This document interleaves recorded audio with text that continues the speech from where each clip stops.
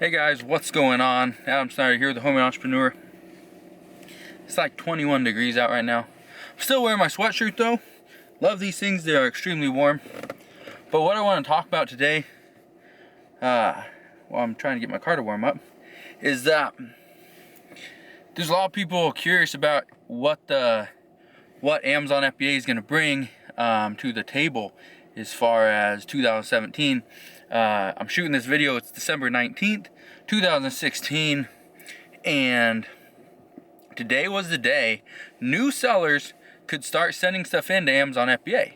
I think that's a great thing, because as new sellers come in, Amazon FBA gets bigger. As Amazon gets bigger, it's just gonna make the whole business grow and grow. There's gonna be more competition, yes. So as far as the anyone can find it items, the stuff you see at Walmart, Target, the stuff that has always been profitable, that might change now that these new sellers are coming in, especially on those lower end items, the things that are, you know, 5, 10, maybe 20 bucks. That's where the new sellers are gonna come in. You know, they're gonna test the waters with those things. So just keep in mind that as the new sellers come in, the profit margins might start to dwindle down a little bit. You might find more sellers on those items, and on top of that, you might have more people starting to actually like undercut you as far as your price. If that happens, you know, just know new sellers, they usually don't buy, you know, hundreds and hundreds of items at the exact same time. Or as far as the quantity. So just know if somebody comes in, they undercut you by $2, maybe $5, no big deal. Don't undercut them, don't drop your price. Just sit back, wait till they sell theirs, and then you'll sell yours.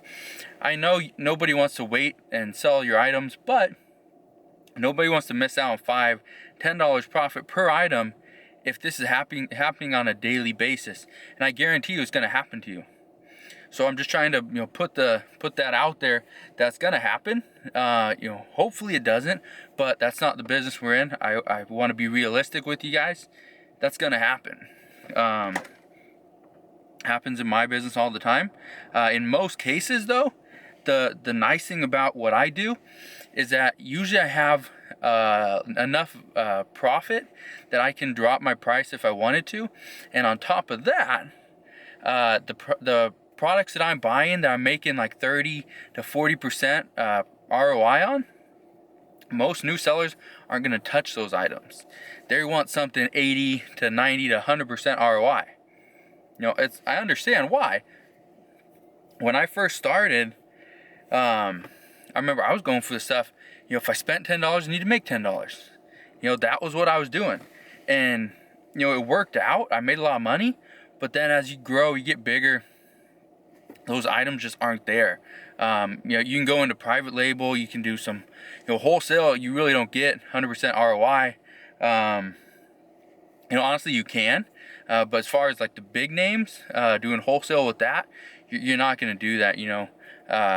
You know, stuff like, well, I'm not going to say any brands. You know, somebody got mad at me a couple weeks ago because I was talking about a wholesaler that you could easily get into. So yeah, if you find that in the video that I posted like 2 or 3 weeks ago, great. If not, I'm not gonna mention it. But you know, you can make some money. You can make good money with wholesale. You can make great money with private label if you do it right. You know, in a video just recently, I talked about how I sold out of a private label product by just doing paid promotions. That was all I was doing. You know, I should have some more products coming in soon for that one, but you know, that's private label. Where new sellers are gonna come in, it's gonna be with retail arbitrage. Thrifting is still very profitable, but it's hit and miss a lot of times, so just be aware of that. Sometimes you will make some great money. Other times you're gonna spend hours and hours thrifting, and you're gonna walk away with maybe making $10 to $20 per hour.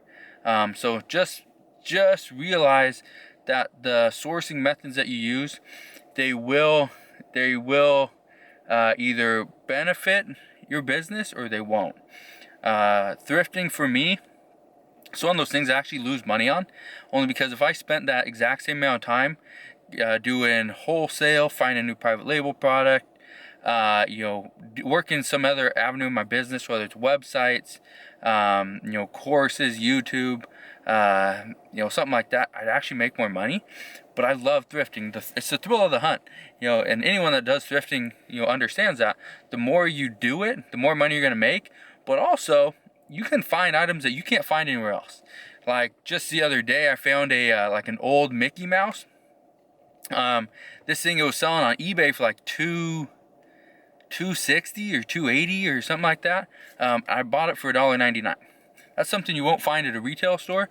That's something you will never find wholesale, and that's something you're never going to find private label. You're not going to find something for $1.99 sell for, you know, under 300 bucks. Yeah, it's not going to happen.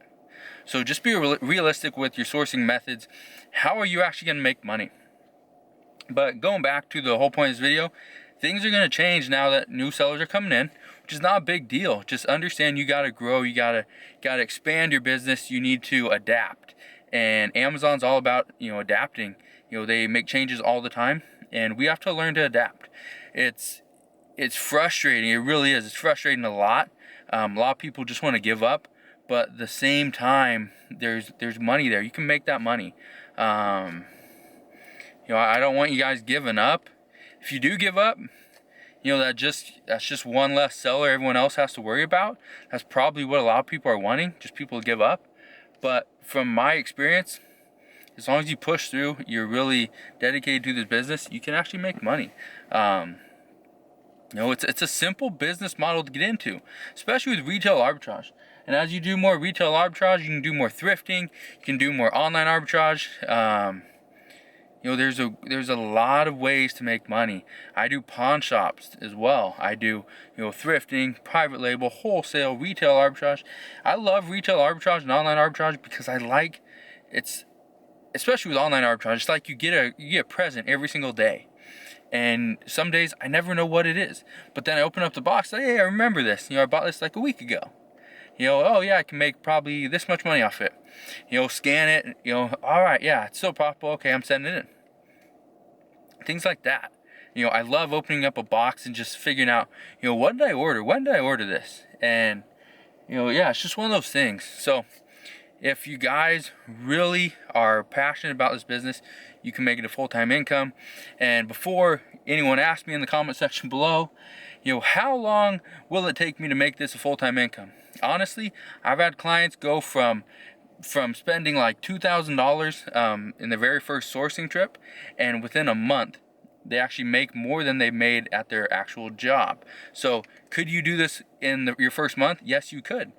Do I recommend it? No. I'd actually say wait at least 4 to 6 months. So if you can make your full-time income, and this is, so let's say you make $5,000 a month with your regular job. I'd want you to at least make $5,000 per month for 4 to 6 consistent months. That's deducting all your expenses and deducting 20% just for taxes and things like that.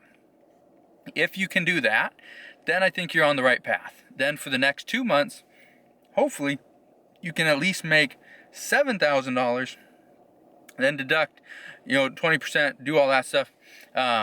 Or that's with the 20% and all that, just because you want to have a cushion. And I say a cushion because as somebody that's self-employed, if I was making $5,000 at my regular job, and then I came over and did this, I was making $5,000, got taxes, you got all your fees, you got all your, you know, your services, you got gas, you got all this stuff. And on top of that, what if you have a down month? What if you have a great month? What if, you know, it's December? It's not Q4 every, you know, month of the year. But just know, there are months where you can have a slow month and stuff just doesn't sell. That happens to me every once in a while, but it's usually in specific categories. So I like to really stay diversified in a lot of different categories. And as long as you can do that, you can do just fine. You're going to make some money. So, yeah. If you guys have questions on, if you're new into Amazon FBA and you have a question, let me know right here in this video, in the comment section below. Let me know what your questions are. They can be very basic, they can be somewhat detailed. Let me know what your questions are. I'm trying to answer them as best that I can. You know, there's questions that people ask all the time that are hard to answer, just like a simple, sentence or paragraph. A lot of these questions that you ask require an answer and then require a little bit more of an explanation. So I'm gonna try to do my best to explain what my answer actually is talking about and how, how to get into wholesale. Well, first, what do you plan on selling? Then you let me know what you plan on selling. It's like, okay, this is what you need to do. Contact these people, all this stuff.